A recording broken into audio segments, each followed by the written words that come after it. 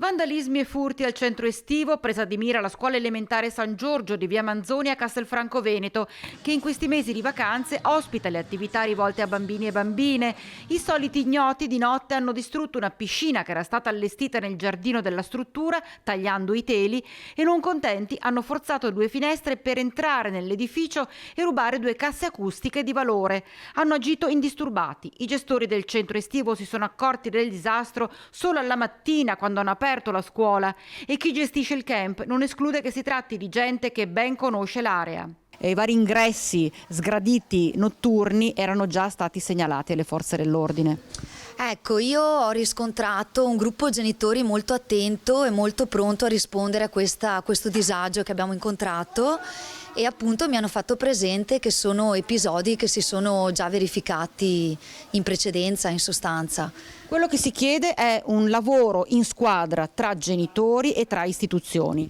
Esatto, allora secondo a nostro parere ci vuole proprio una bella sinergia e fare squadra, perché è un vero peccato che una struttura come questa venga penalizzata da queste presenze che disturbano e danneggiano le attività che vengono svolte a favore delle famiglie, in sostanza. Queste persone vanno fermate, dichiara Diotto. Non si può passare sopra questi episodi qua, perché sennò continueranno a moltiplicarsi e pensano che noi abbiamo paura. Invece no, qua la questione è fare squadra, impedire che questo succeda, controllare il territorio e invece incentivare le attività e farne ancora di più, perché la scuola e questa zona sia una zona viva, in maniera da appunto disincentivare questi episodi che non fanno piacere a nessuno. Servirebbero magari anche più telecamere.